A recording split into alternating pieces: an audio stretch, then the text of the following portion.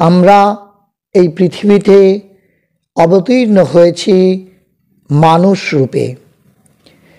বলা হয় শব্দই হলো ব্রহ্ম। শব্দের মাধ্যমে অখিল চৈতন্য প্রবাহিত হয়।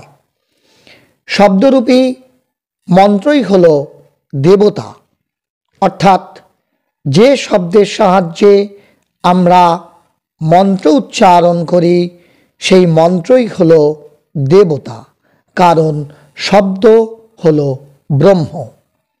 দেবতা এই নিখিল ব্রহ্মাণ্ড সৃষ্টি করে সেই ব্রহ্মাণ্ডের কণায় কণায় বিরাজিত আছেন সুপ্ত অবস্থায়। উনি সমস্ত বস্তুকে দেখছেন, সমস্ত বস্তুর মধ্যে থেকেও তিনি যেন নেই। উনি নিদ্রিত অবস্থায় নেই, আবার জাগরিত অবস্থাতেও নেই। মায়া দ্বারা আবৃত হয়ে সেই ব্রহ্মরূপী শিব জীব সেজে ওনার নিজের সৃষ্টির মধ্যে যেন বিচরণ করছেন। ভ্রান্তিবদ্ধ হয়ে শিব জীবে পরিণত হয়েছেন। নিজের জ্ঞানকে উনি নিজে সংকুচিত করে মায়ার অবিদ্যায় আবৃত হয়ে উনি অজ্ঞানতার বশে অসংখ্য জীব সেজে নানা রকম কর্ম করে চলেছেন। আর সেই সব কর্ম ফলে যে কর্মফল তৈরি হয়, সেই কর্মফলে নিজেই যেন কালচক্রে বিভিন্ন জনি ভ্রমণ করে চলেছেন দেহ ধারণ করে। আবার নিজেই বিশ্ব চরাচরে অবস্থান করছেন। এই ব্রহ্মাণ্ডের সর্বত্র সেই অখণ্ড চৈতন্য অর্থাৎ পরমাত্মা বিরাজমান। উনি মায়া দ্বারা নিজেকে বিভক্ত করে কোটি কোটি জীবাত্মা রূপে প্রকৃতিতে বিরাজ করছেন। আমরা জানি যে এই জীবাত্মা পরমাত্মার অংশ। যতক্ষণ কর্ম আছে ততক্ষণ জীব জন্ম নেয়, নতুন কর্ম করে এবং মৃত্যুবরণ করে। অর্জিত কর্ম দ্বারা আবার জন্ম লাভ করে। আর ঠিক এইভাবে বিভিন্ন যোনিতে ঘুরে বেড়ান। যতক্ষণ না সেই জীব নিজেকে শিব বলে চিনতে পারছে ততক্ষণ তার কর্মফল শূন্য হয় না এবং কালচক্র থেকে মুক্তি হয় না। নিজেকে এই চিনতে পারাটাই হলো শিবত্ব লাভ, যা তন্ত্রের মূল উদ্দেশ্য। কিন্তু মহামায়ার মায়া কাটিয়ে এটা করা মুখের কথা নয়, বহু জন্ম কেটে যায়। এই শিবত্ব লাভের প্রাথমিক প্রক্রিয়া শুরু হয় দীক্ষা গ্রহণের পর থেকে। জগৎগুরু শিব মনুষ্য দেহে গুরু রূপে এসে শিষ্যকে উদ্ধার করেন ব্রহ্মরূপী মন্ত্রদানের মাধ্যমে। তখন গুরু শক্তি সেই মন্ত্রে বিরাজমান থাকে। এরপর শুরু হয় শিষ্যের জপ করা। গুরু প্রদত্ত মন্ত্র বারংবার আবৃত্তি করতে করতে নির্দিষ্ট সংখ্যা রেখে এগিয়ে চলে শিষ্য সেই পরম লক্ষ্যের দিকে। গুরু বলে দেন প্রতিনিয়ত কত জপ করতে হয়, শিষ্যকে তা মানতে হয়। খেয়াল রাখবেন যে আমাদের মন কিন্তু খুব চঞ্চল। স্বামী বিবেকানন্দ এক জায়গায় বলেছেন যে মানুষের মন ঠিক বানরের মতন। এক জায়গায় 10 মিনিট বসে থাকতে হলে আমরা যে কেউ অধৈর্য হয়ে যাই। খেয়াল করে দেখলেই দেখতে পাবো যে চুপচাপ এক জায়গায় বসে থাকতে বললেই আমাদের অধৈর্য অবস্থাটা ক্রমশ প্রকটিত হয়ে ওঠে। চুপচাপ এক জায়গায় বসে থাকাটা একটা কর্ম করার থেকে অনেক বেশি কঠিন। ঠিক একই রকমভাবে বসে বসে জপ করাটাও বড় কঠিন কাজ। মানুষ প্রথম অবস্থায় চট করে তা করে উঠতে পারে না। মনের চঞ্চলতার থেকে আমাদের দেহের চঞ্চলতা আসে এবং বাক্যে তা পরিস্ফুট হয়।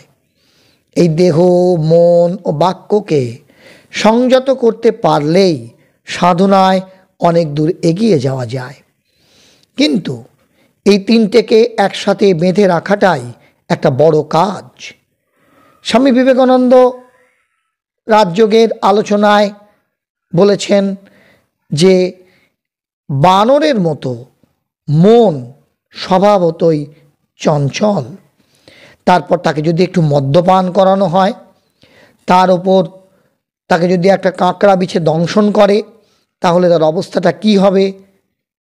ঠিক আমাদের মনের যে অবস্থা তাই। মানুষের মন তাহলে কীরকম? প্রকৃতি সৃষ্ট মানুষের মন এমনিতেই খুব চঞ্চল। তার উপর লোভ, লালসারূপ মদ্যপানে মন উন্মত্ত। তার উপর আছে পরশ্রী কাতরতার অসহ্য দংশন, অর্থাৎ অন্য লোকের ভালো আছে, তারা এটা পাচ্ছে, ওটা পাচ্ছে, আমি সেটা পাচ্ছি না। এইরূপ পরশ্রী কাতরতা আমাদের মনকে সর্বদা কাঁকড়া বিছের মতো দংশন করছে। আমাদের মনের অবস্থাটাও তাই সেই বানরটির মতোই। সেই মন কখনোই ঈশ্বর সাধনার উপযোগী নয়। তাই প্রথমে দীক্ষার মাধ্যমে গুরু শক্তি অর্জন করে পুজো পাঠের মাধ্যমে খানিকটা নিজের মনকে বশে আনতে হয়। মনকে ও দেহকে অনেকক্ষণ বশে থাকার উপযোগী করে তুলতে হয়। রোজ অল্প অল্প করে জপ করে মনকে নিজের আয়ত্তে আনতে হয়। তারপর বিশাল জপ যজ্ঞে নামতে হবে, যাকে বলা হয় পুরস্চরণ। পুরস্চরণ প্রথম ধাপেই হয় না। অল্প অল্প জপ করে করে নিজেকে তৈরি করতে হয়। রোজ নিয়ম করে আসনে বসে ন্যাস, প্রাণায়াম, জপ, পূজা করে করে তবেই সেই স্তর আসে। তবেই মন ফুলের মতো সুন্দর হবে। সেই মনে আমরা দেবতাকে স্থান দিতে পারব। জপ হলো কায় মনোবাক্যকে সংযত করে বাহ্য জ্ঞান লোপ করে ঈশ্বরকে ডাকা। আমাদের প্রত্যেকের হৃদয়ে ঈশ্বর সুপ্ত অবস্থায় আছেন। সেই ঈশ্বরকে ডাকাই হলো জপ। নাম আর নামই অভেদ। বীজ মন্ত্রই হলো স্বয়ং ঈশ্বর। সেই বীজ মন্ত্রেও ঈশ্বর সুপ্ত অবস্থায় থাকেন, যা গুরু প্রদান করেছেন। বট বীজে যেমন বিশাল বটবৃক্ষ সুপ্ত অবস্থায় থাকে, প্রতিদিন জল দিলে, যত্ন নিলে তা বিশাল মহীরুহে পরিণত হয়, ঠিক সেই রকম গুরু বীজমন্ত্র শিষ্যের আধারে রোপণ করেন। যত জপ করা হবে, যত সেই মন্ত্রের যত্ন নেওয়া হবে, ততই সেই বীজ অঙ্কুরিত হবে এবং একদিন বিশাল বৃক্ষে অর্থাৎ চৈতন্যরূপ বিশাল দেবতায় পরিণত হবে। এইখানে বৃক্ষ মানে সেই দেবতায় পরিণত হওয়া। মন্ত্র তার শব্দ রূপ ত্যাগ করে চৈতন্য রূপ ধারণ করবে সাধকের হৃদয়ে এবং সাধক স্বয়ং শিবে উত্তীর্ণ হবেন। আর কি না, সাধক মুক্তি পাবেন। আমরা দেবতাকে ভুলে বসে আছি। আমাদের জীবনযাত্রা, আমাদের জন্মার্জিত কর্মফল, আমাদের দৈনন্দিন ব্যস্ততার মধ্যে দেবতাকে ডাকা আমাদের হয়তো সম্ভব হয় না। আমরা ভগবানের থেকে বিমুখ হয়ে বসে রয়েছি। সেই ভুলে যাওয়া চৈতন্যরূপে ব্রহ্ম বা ইষ্ট দেবতাকে ডাকা বা চিন্তন করাই হলো জপ। জপ তাই অত্যন্ত গুরুত্বপূর্ণ এক আধ্যাত্মিক কর্ম। সদাশিবতন্ত্রে তাই বারবার বলা হয়েছে, জপাত সিদ্ধি, জপাত সিদ্ধি, জপাত সিদ্ধি নাত্র সংশয়, অর্থাৎ জপেই সিদ্ধ হয়। যিনি পূজায় অসমর্থ, তার কেবল জপ করলেই সমস্ত সিদ্ধ হয়। ঘটা করে পুজো পাঠের দরকার হয় না। জপ হলো পূজার থেকেও অতিরিক্ত শক্তিশালী। তাই জপই হলো শিবত্ব লাভের সবথেকে সহজ উপায়। সাধারণ মানুষের এটাই সাধনার সবথেকে সহজ পন্থা। কিন্তু জপ অবশ্যই চৈতন্যযুক্ত হতে হবে, অর্থাৎ ঈশ্বরের চিরন্তন সত্যকে চিন্তন করতে করতে মন্ত্রের অর্থ বুঝে জপ করতে হবে, তবেই জপ সিদ্ধ হবে।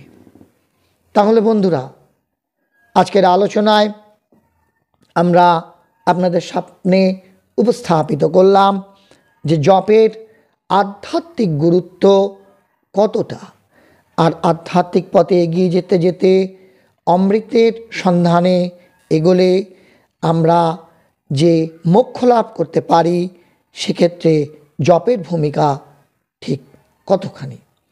আজকের এই আলোচনা যদি আপনার ভালো থেকে থাকে, আপনাকে যদি সমৃদ্ধ করে থাকে, তবে অবশ্যই আপনি আপনার পরিচিত জনেদের মধ্যে এটি শেয়ার করে দিন, সঙ্গে লাইক করুন, কমেন্ট বক্সে আপনার সুচিন্তিত মতামত লিখে জানান, আর সাথে সাথে আমাদের এই চ্যানেলটিকে সাবস্ক্রাইব করে আমাদের পাশে থাকুন। সকলেই খুব ভালো থাকুন, সুস্থ থাকুন, আনন্দে থাকুন। ধন্যবাদ।